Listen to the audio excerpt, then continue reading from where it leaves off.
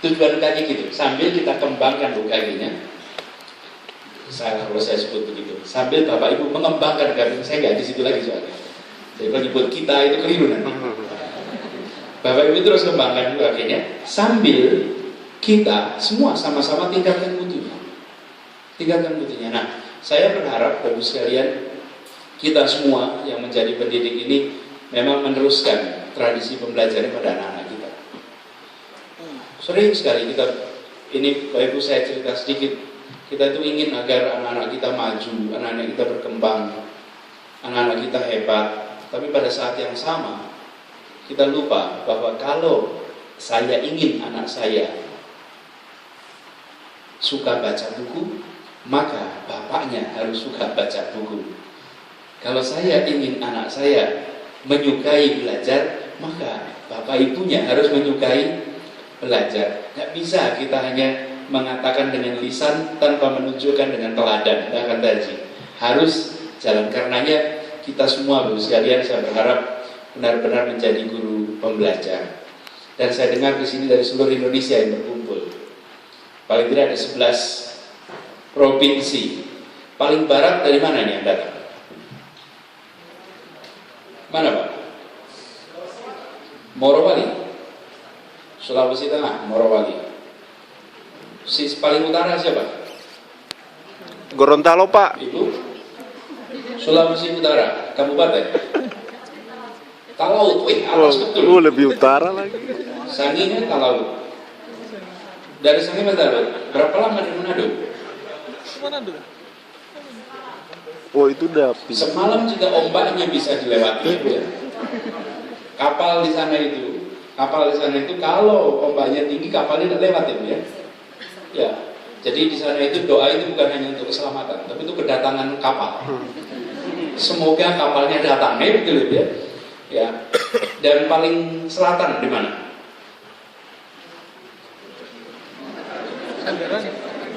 Pangandaran ya.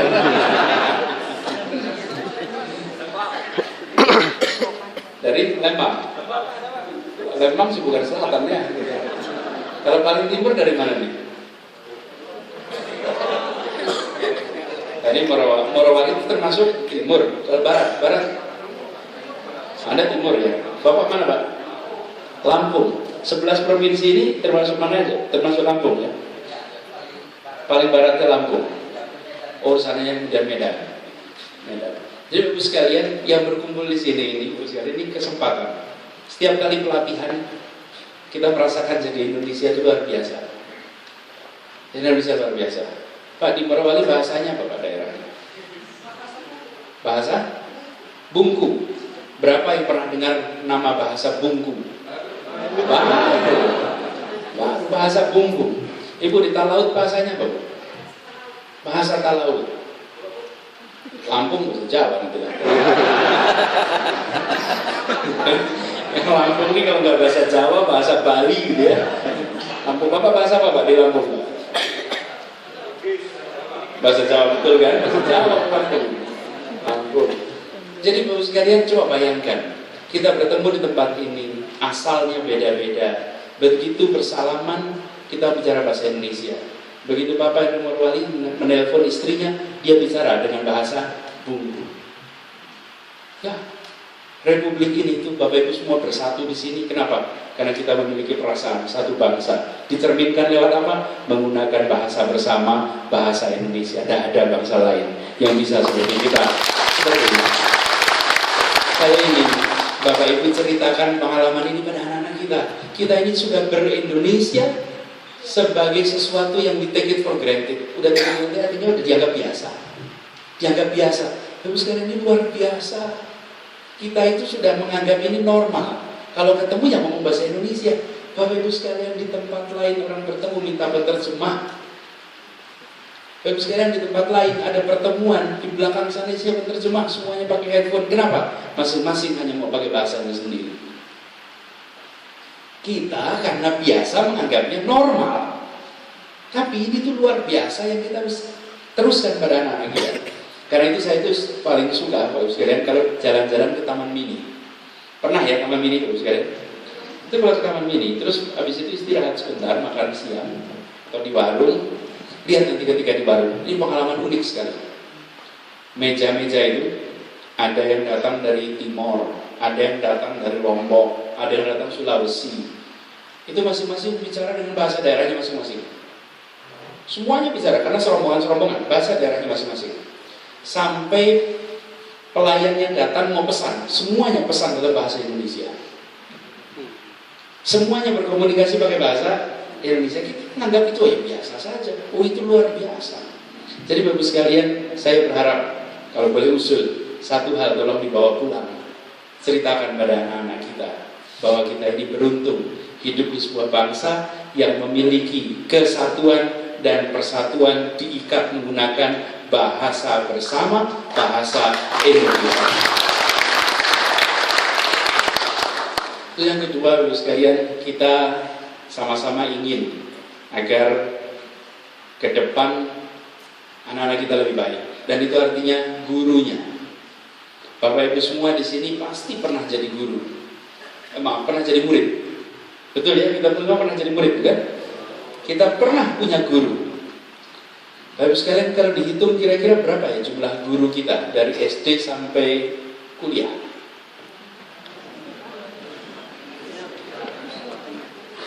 50 sampai ya, mungkin lebih ya. Ada nggak yang ingat 50 nama guru? Gak ingat 50 ya? Kalau 30? Kalau langsung disebut nama guru, kira-kira yang keingat langsung tanpa diingat-ingat langsung, kira-kira 3 sampai 5, betul nggak? Betul ya? 3 sampai 5. Dan itu rata-rata begitu. Kalau ada yang begitu ditanya langsung bisa nyebut 20, mungkin sehari-hari menyebut nama guru terus. Karena begitu ditanya langsung 20 nama, luar biasa. Biasanya 3 sampai 5, sesudahnya berikan secari kertas, diingat-ingat namanya. Kira-kira gitu.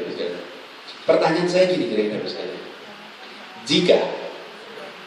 Jika tahun 2036 berkumpul lagi murid-murid kita, lalu mereka mendapatkan pertanyaan yang sama. Nah, anak, Anda, Bapak Ibu sekalian, Anda punya guru tahun 2015-2016. Sebutkan nama gurumu. Pertanyaannya, akankah nama kita disebut oleh mereka? Akankah nama kita muncul di benak mereka? Bapak Ibu sekalian, kita semua yang jadi guru pembelajar, nama kita harus bisa diingat oleh murid-murid kita, harus bisa nempel di benak kita. Yang menempel itu seperti apa? Yang mengesankan, bukan? Mengesankan karena apa? Menyebalkan, atau menginspirasi. Pilihannya dua itu. Menyebalkan atau menginspirasi, menyenangkan, menginspirasi atau menyebalkan. Dan kita memang kecenderungannya ingat yang galak, ya kan? Siapa saja ingat yang galak. Tapi coba Ibu sekalian, kalau kita bisa menjadi guru yang menginspirasi, dahsyat. Anak kita begitu disebut namanya langsung muncul nama kita. Dan buat kita Ibu sekalian yang percaya bahwa yang tidak pernah berhenti sampai kapanpun, sampai zaman kapanpun adalah ilmu yang bermanfaat. Dan ilmu bermanfaat itu salah satu caranya adalah dengan anak yang begitu anak mensyukuri ilmunya, dia akan teringat nama gurunya, dia akan teringat yang mendidiknya. Jadi saya, Bapak sekalian, mari kita bayangkan, saya jadi guru yang mengesankan, saya jadi guru yang menginspirasi, saya jadi guru yang bisa menggerakkan. Itu 4 level kira-kira. Mengajar paling bawah, atasnya mendidik, atasnya lagi menginspirasi, paling atas namanya menggerakkan. Bapak Ibu semua, seluruh pendiri Republik ini, semuanya adalah pendidik. Semuanya pernah jadi guru. Jadi Ibu sekalian, sebut aja nama siapapun pernah jadi guru. Termasuk yang memimpin perang pun, panglimanya pun guru. Panglima Besar Jenderal Sudirman itu guru apa?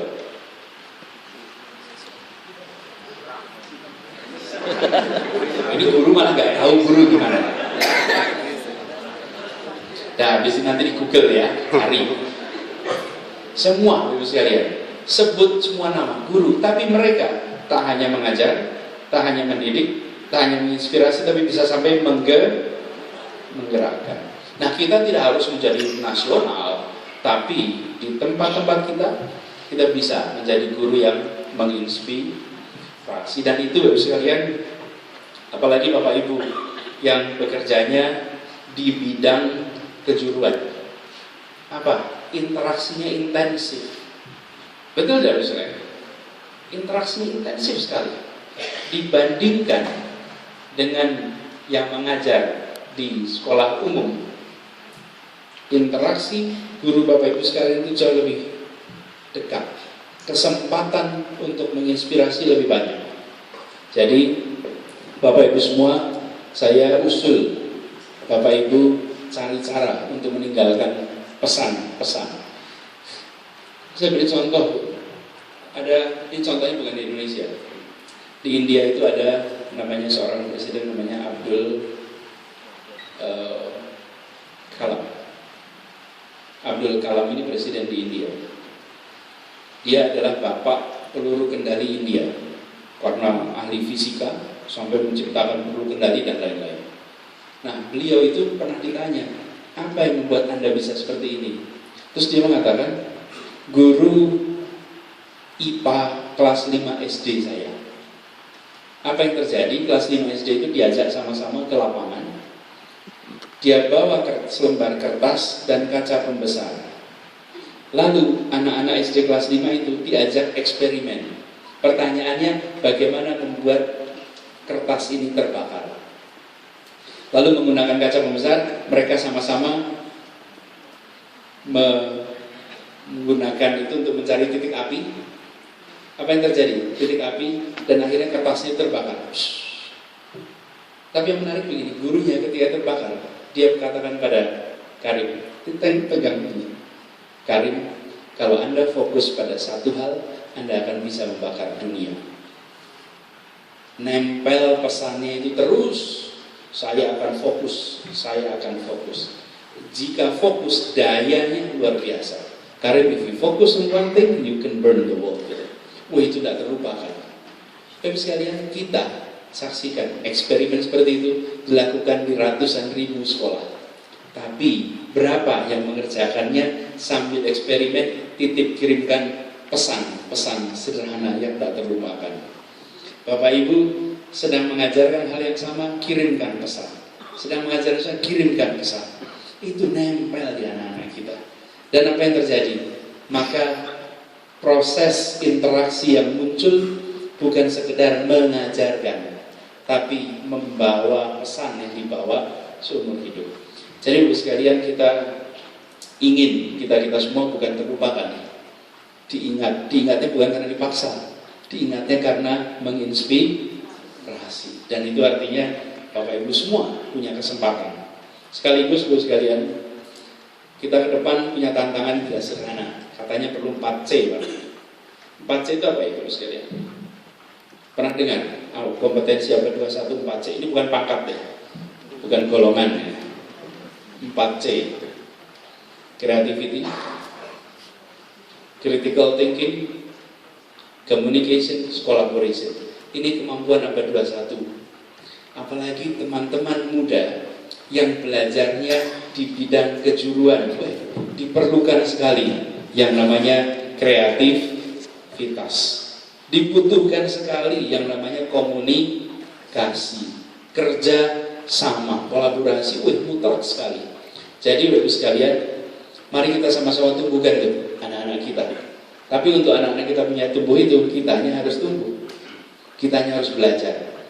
Dan Bapak Ibu semua, soal belajar ini saya ingin pesan sedikit saja.